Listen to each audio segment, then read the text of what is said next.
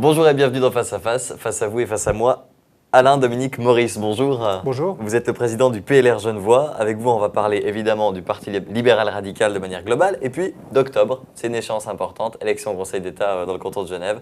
Parlons d'abord du PLR de manière globale avec ce chiffre que relevait le temps, 905 députés cantonaux pour le PLR. C'était il y a 25 ans, 546 aujourd'hui, quasiment divisé par deux. Ça pourrait vous alarmer, ça, c'est le cas?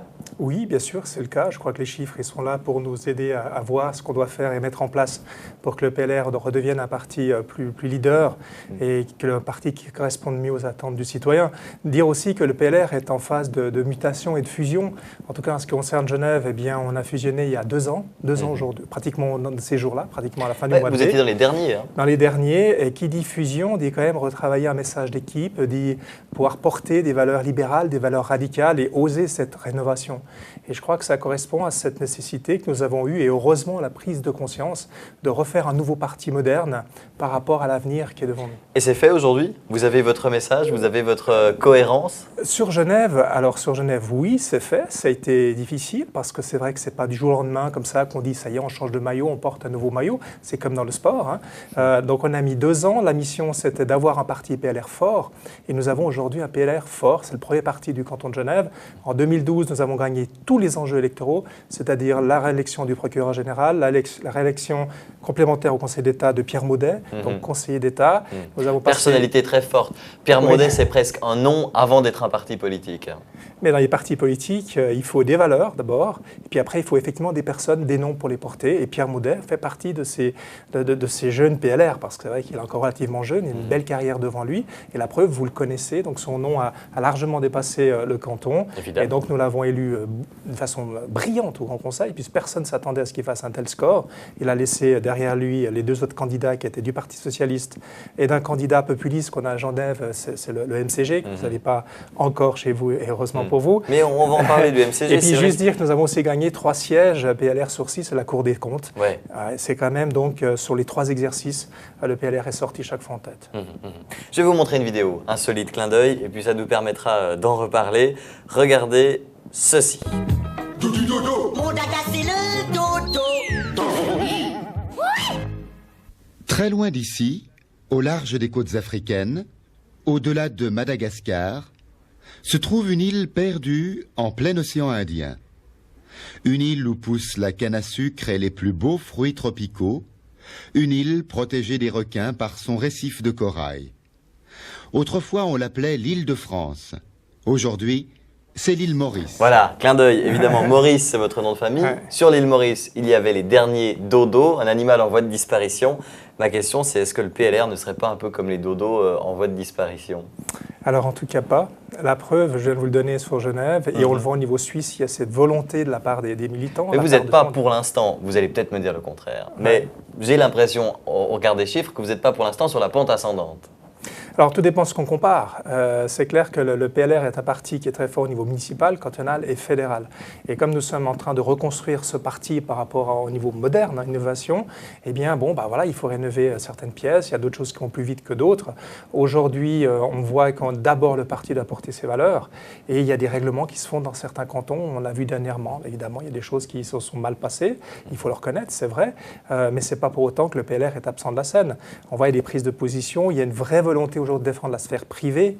On voit à quel point elle est attaquée tant par une partie du Conseil fédéral et que par d'autres mouvements politiques. La sphère privée, c'est un enjeu, mais au-delà de la sphère privée, eh bien, on a pris des dossiers comme l'emploi et autres qui sont quand même une préoccupation constante. Et tout ça se construit.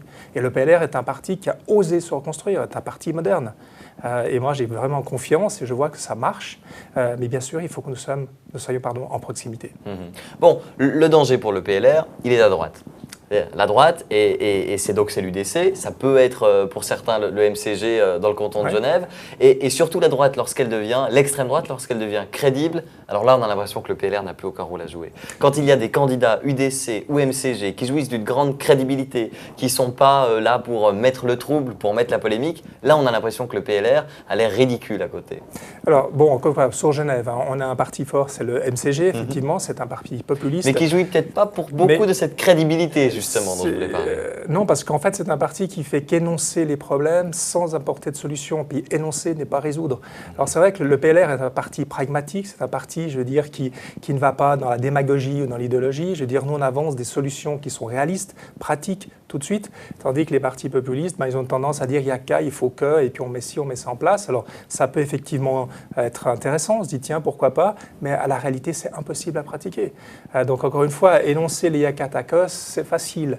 Réaliser, c'en est une autre, et le PLR a prouvé depuis des années, c'est quand même un parti historique. Si aujourd'hui en Suisse, on échappe à ce qui se passe partout en Europe ou voire dans le monde par rapport à la crise économique, c'est parce que le PLR, parti historique, radical, libéral, a quand même mis en place toutes les conditions cadres qui fait qu'aujourd'hui on est protégé dans notre économie. Donc si la Suisse, c'est pas la Grèce, c'est grâce au PLR.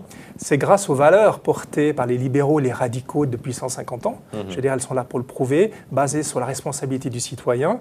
Et aujourd'hui, on tient le coup. Et je crois que ce qu'on doit aussi amener, parce que des fois, enfin moi je ne sais pas comment on le ressent exactement ici dans le canton de Vaud, mais souvent à Genève, on a des fois un peu peur d'être en contamination par rapport à la crise économique. On a peur d'être lâché par les citoyens. On voit le Conseil fédéral, enfin en tout cas une conseillère fédérale qui souhaite peut-être donner une dizaine de milliers de noms de banquiers qui ont travaillé d'employés de banque avec les États-Unis. On va les livrer aux États-Unis. Qui souhaite, le verbe souhaiter n'est pas tellement correct. Et elle est pressée de le donner.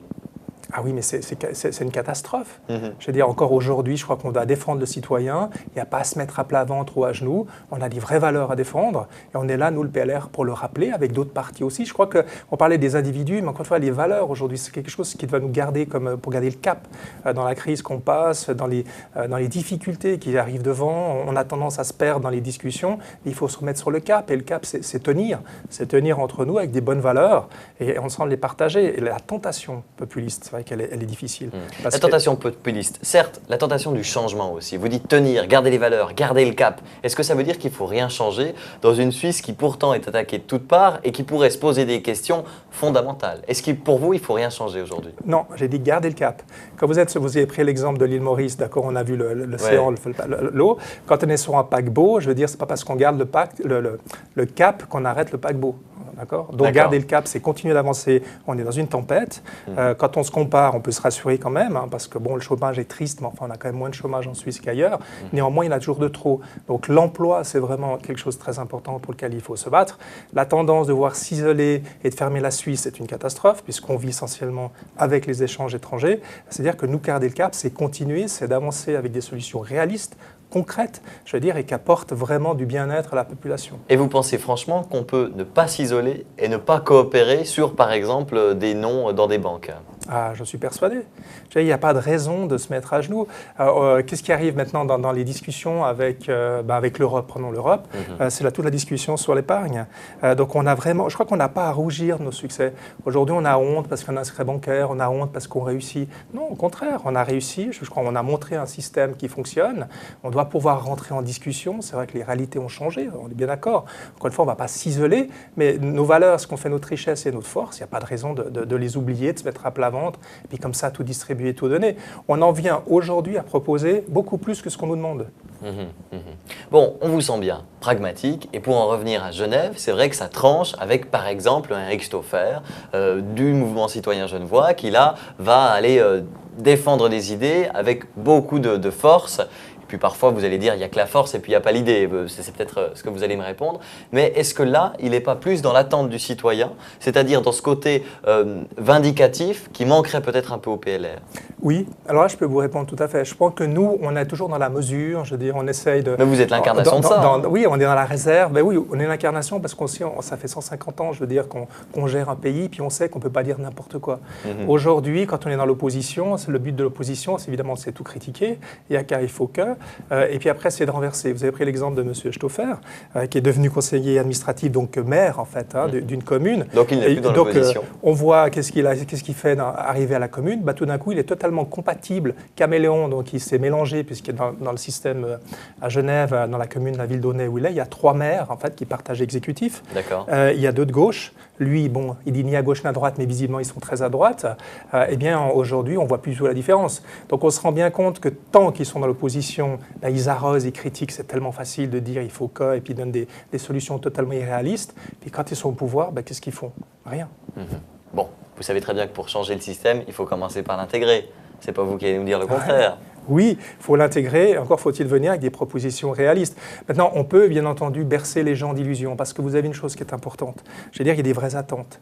Et c'est vrai que pour revenir sur le PLR, je crois que nous, on doit vraiment descendre et puis écouter les gens. Je veux dire, il faut sortir, je disais hier dans un discours qu'on avait, parce que l'Assemblée générale, c'est quitter nos vieilles pantoufles, et puis regarder là où les gens ont des vraies attentes et rentrer dans un dialogue de proximité, puis aller sur l'essentiel, puis oublier ces batailles d'ego, je veux dire, ces batailles de pouvoir. Je crois qu'il y a effectivement des vraies attentes. Les attentes, c'est celles qu'on partage de nos familles. C'est l'emploi, c'est le logement, c'est en termes de mobilité, c'est avoir du bonheur. Alors voilà, le bonheur, ça se décrète pas, on est d'accord, c'est pas une question politique. En fait, les uns et les autres, on est en recherche quand même de bien-être, de qualité de vie. Et je crois que c'est ça qui est important. Oui. Le frontalier, vous allez l'aborder parce que, évidemment, ce sera une thématique qui sera énormément utilisée par le MCG. Est-ce que vous allez l'aborder? Oui, c'est évident. Je veux dire, à Genève, il y a environ 300 000 emplois sur Genève, si on résume, dont à peu près 100 000 sont occupés par des frontaliers. Alors, frontalier général, puisqu'on vient dans le langage du MCG, c'est frontalier France, mais celui-ci frontalier, donc côté Vaud. D'accord, on a beaucoup de Vaudois qui viennent sur Genève, et heureusement, et c'est très bien. Puis on a beaucoup de Français, mais dont la moitié sont des Suisses qui n'ont pas trouvé de logement, donc des Genevois qui n'ont pas trouvé de logement à Genève, qui ont dû aller habiter en France. Mais en fait, on forme une grande région. Et le but, c'est d'avoir une dynamique économique dans cette grande région. Donc se fermer puis dire les frontaliers dehors, c'est juste absurde. Donc ce que vous proposez pour éradiquer les frontaliers, c'est d'appeler les frontaliers des Genevois, en fait, c'est ça? On appelle déjà la Grande Genève, la région. Ouais. Donc ce que je veux dire simplement, c'est qu'aujourd'hui, si on veut une puissance économique, qui a un pôle économique important, je veux dire, qui se développe, je veux dire, il se fait par-delà les frontières. Maintenant, c'est vrai que nous, on a mis en avant quand même, par rapport à l'emploi, de faire parce qu'on est quand même dans des accords Schengen. Il ne faut pas oublier non plus, on les a signés, ces accords. D'accord. Mais néanmoins, à compétences égales, on va favoriser le local. Oui. Bon, vous disiez enlever les vieilles pantoufles. Il faudrait peut-être aussi enlever la cravate, non? Bien sûr. Parce que c'est tout un symbole, cette cravate, mine de rien. C'est déjà la référence au milieu bancaire, au milieu de l'entreprise, qui n'a pas forcément la cote aujourd'hui dans la population. Est-ce que justement, le PLR aujourd'hui ne doit pas être en t-shirt? C'est le côté vestimentaire, mais il y a un côté plus profond, vous comprenez probablement. Est-ce qu'il ne faudrait pas justement enlever totalement la cravate? Alors tout dépend, je veux dire, ce qu'on en fait. Encore une fois, donc c'est une apparence. Je pense derrière l'apparence, il fallait voir ce qui allait être, le sens qu'on donne, le lien qu'on crée. Bon, la cravate, c'est vrai, on a une cravate plus moderne que d'autres. Je parlais des vieilles pantoufles, je ne dis pas qu'il faut supprimer la pantoufle, d'accord? Mais bon, je pense que c'est la posture. Peut-être derrière votre question, c'est la notion de posture. C'est comment on rentre en contact et comment on descend, effectivement, comment on casse la glace. Alors c'est vrai que le langage populiste, il est facile. Nous, on a encore une fois plus de réserve, mais on est proche du citoyen. À Genève, nous sommes le parti qui avons le plus de conseillers administratifs, donc d'exécutifs dans les communes. Donc ça montre tous les jours, il y a des PLR qui ont des actions, des projets pour les citoyens. Aller à la proximité, aller à l'échange, conserver le lien, voire le développer. Bon, en octobre, vous allez devoir gérer cette campagne. Est-ce que vous allez justement être plus proche du ton MCG? Non. Pas du tout. Encore une fois, on a notre propre valeur et notre propre ton. On va... Bon, pour faire très vite un petit peu l'histoire, quand on a eu les élections fédérales, donc en 2011. 2011. Ouais, les renouvellements des élections fédérales. Le PLR, tout juste né à Genève, a fait une alliance. Moi, j'avais réuni autour de la table l'UDC, le PDC. Le PDC est un partenaire à Genève depuis très longtemps, ce qu'on appelle l'entente genevoise. Mais en plus, on a fait venir l'UDC pour discuter sur un accord. Malheureusement, cet accord n'a pas du tout atteint les attentes. On a perdu. Donc, je me suis simplement rendu compte que personne n'est propriétaire de ses électeurs. Donc, ces marchandages, de dire on fait des accords entre les partis, puis on se donne des appuis en échange ça ne correspond à plus rien. Aujourd'hui, on ne peut pas se revendiquer propriétaire d'électeurs. Donc en fait, je crois que ce qu'il faut davantage, c'est être sincère, c'est montrer ce qu'on est capable de faire. On est conscient qu'on ne peut pas faire tout seul, mais c'est surtout défendre en fait vraiment l'essentiel. Et pour nous, l'essentiel, c'est la qualité de vie. Donc pour les élections de cet automne, on axe sur la qualité de vie, on axe sur la prospérité et sur la durabilité. Puis après, on décline bien sûr tout ça par rapport à la sécurité, la mobilité, le logement, et d'autres sujets. Il y en a 12 comme ça, mais le plus important pour nous aujourd'hui, c'est une qualité de vie qui est retrouvée, qui est conservée, qui est développée. Donc la qualité de vie, comment est-ce que vous faites pour la modifier? Expliquez-nous. Eh bien, alors moi, ce que j'ai créé, c'est ce qu'on appelle l'université d'été. C'est pouvoir réunir un ensemble de membres enfin tous les membres qui veulent venir. Donc l'été, c'était pendant l'été, on a fait ça 2 fois. puis une fois les assises, avec la base du parti, et non pas pour la base, mais avec la base, avec les militants, discuter ce que c'est que la qualité de vie, quelles sont les attentes en termes de qualité de vie. Puis là-dessus, on fait des vrais projets à la population pour dire voilà pourquoi, voilà ce qu'on vous propose, voilà pourquoi vous pourriez voter pour nous, et susciter l'enthousiasme et le plaisir de pouvoir s'engager en termes politiques. Et la qualité de vie, ça touche effectivement à différents domaines, comme j'ai dit tout à l'heure. Ça peut toucher l'économie, l'emploi, bien sûr. Enfin, ces domaines de la sécurité. À Genève, on voit que depuis que Pierre Maudet a repris le département, la sécurité est bien meilleure. C'est un des seuls cantons suisses, d'ailleurs, qui a inversé les chiffres. Vous bénéficiez aussi de l'effet éponge de Lausanne, qui aujourd'hui prend, en tout cas, le projecteur médiatique de l'insécurité. C'est vrai que du coup, on a l'impression que Genève, c'est devenu très sûr. Mais pourquoi l'éponge ? Pourquoi tout d'un coup les délinquants? Alors c'est vrai qu'on a enfermé beaucoup. Il y a une politique de répression très forte, je veux dire, de nettoyer les rues de la délinquance, parce qu'on a droit à la sécurité. Donc on a un procureur aussi, PLR, qui s'est mis d'accord, la justice, la police, pour justement axer un programme très fort de sécurité. Et du coup, à Genève, les délinquants se disent on ne peut plus faire comme avant. Alors après, évidemment, les autres cantons, il faut avoir aussi certainement qui suivent. Vous vous sentez toujours parfaitement en sécurité dans les rues de Genève? Alors beaucoup mieux. Beaucoup mieux, parce qu'on voit d'abord les voitures de police qui circulent, on voit moins la petite criminalité, cette fameuse délinquance qui existe. Je veux dire, des gens qu'on ne peut pas renvoyer, hein. Vous connaissez le même problème ici. Ce sont des gens qui sont illégaux, en situation illégale, et puis qui malheureusement commettent des actes de délinquance. Aujourd'hui, on les enferme. C'est déjà un premier pas, et après il y aura bien sûr d'autres choses à faire. Hein. Le plus important, c'est de faire des traités de réadmission.